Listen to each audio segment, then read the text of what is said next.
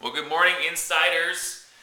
We got to race through our stuff today. I want to make sure I get all this in my 10 minutes. So let's jump in. A couple shout outs. We got to start with the shout outs because we got some people doing some great things out there. Let's start with some shout outs to some of the people on the Alliance team.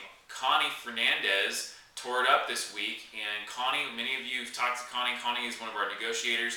She had a file with First Horizon as the bank. And we had a foreclosure auction coming up within a couple of days, and the negotiator wasn't returning her calls.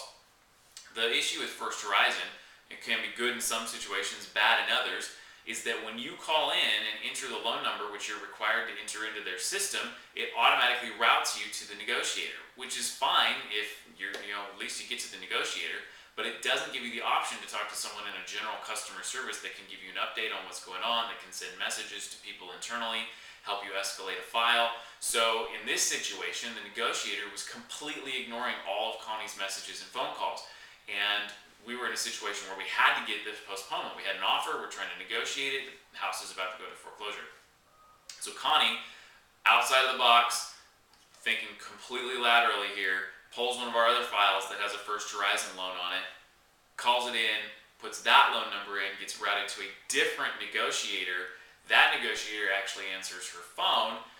She pulled the file up and she was able to assist Connie in getting the foreclosure postponed so that the file could get reviewed, and ultimately this thing's going to go through and get approved. But we're super excited about that. And the agent and the seller obviously are ecstatic because they were a day away from losing the house completely.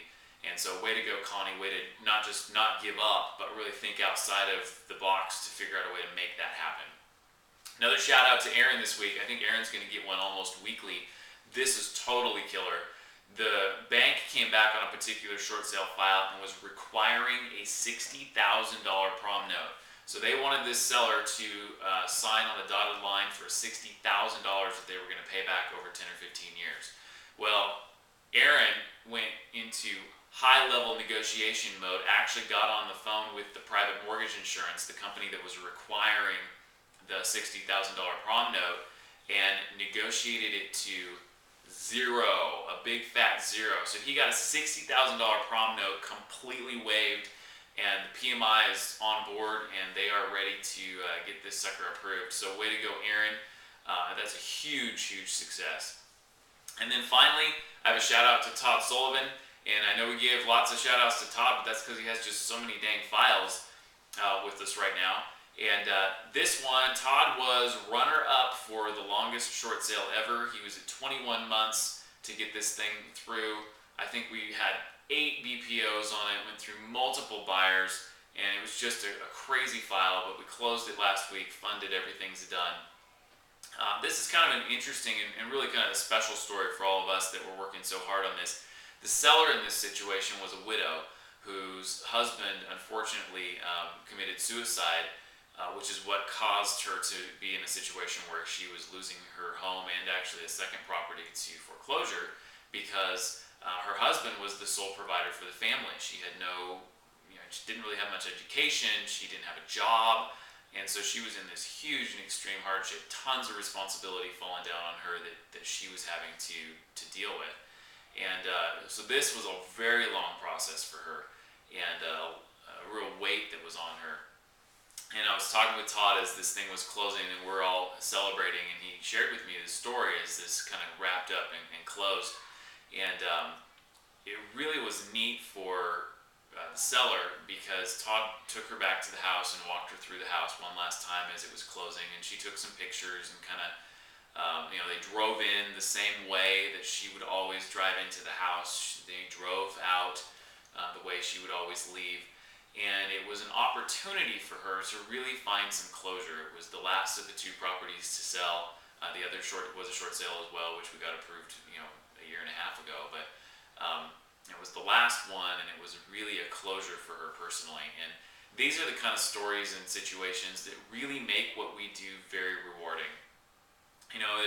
There's obviously a lot of opportunity to make money in short sales and boost your short sale business, but there's a personal side too, and when you're able to really hold somebody's hand and walk them through a personal crisis, and for them to be able to get closure on the other end when it's done, is a huge plus. And so we're all excited. It was really rewarding for us to be able to get this file approved. Very rewarding for Todd as the list agent on this. So anyway, way to go, Todd. Way to go, everybody on our team that really put lots of hours into this.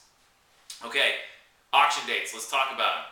We don't know when your properties go to foreclosure unless you tell us. There's no central database out there that's giving us everybody's potential auction dates on a property. So tell us when an auction date's set. We put it in our system, Manage My Short Sale kicks it back to us and gives us heads up, says, hey, these properties are going to auction, and we can actually make sure we strategize and work with you to get them postponed. We had 5 postponements last week alone, and we usually have anywhere from 3 to 5 and sometimes more in a given week that we're postponing the foreclosure sale on.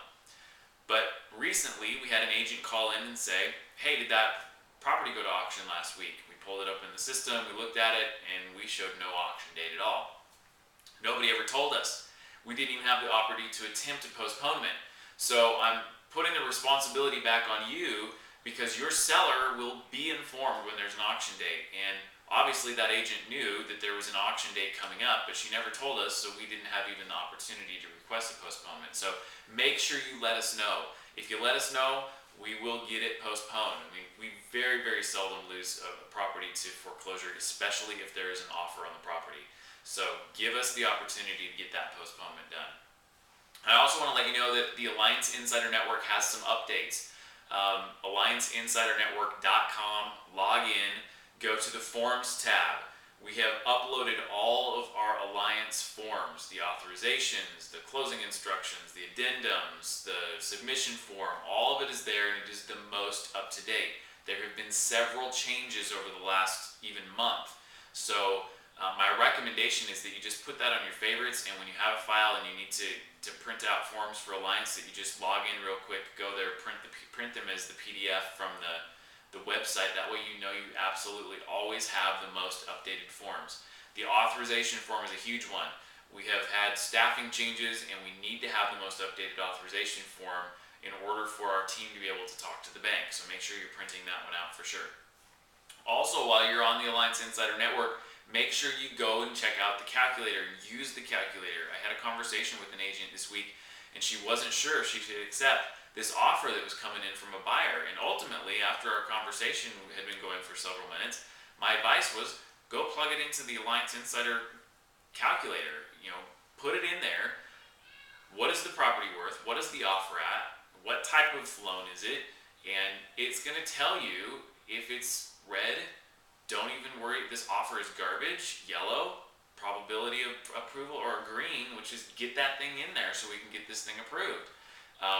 Use that. If you've got a red offer, start playing around with your offer price. Change it, increase it little bits at a time until you get a yellow. And then you know kind of your bottom line that it's worth going back to this buyer for. So make sure you're utilizing your tools. It's going to help you, and it's going to get your approval ratio up. So finally, buyer due diligence. Let's talk a little bit about buyer due diligence. Question: if a buyer is putting in an offer contingent upon the sale of their home on one of your short sales, should you advise your seller to accept that? The answer is probably not. The reality is that unless they're under contract or it's really close to being approved, then you're going to be taking your property off the market, and that is going to be a risk of them not getting their property under contract, or maybe they didn't have their property priced well and they've been rolling the price down, and now they have to have a short sale. You know, there's all sorts of crazy possibilities that can put your seller at risk, that you don't want to accept a contingent on sale of home. You know, there are certain situations where it might make sense. If you're close to an auction date, for example, and it's the only offer you have, we're going to need that offer to postpone the sale. So you might as well give it the old college try. But if you, especially if you're early in the process, there's no auction date set.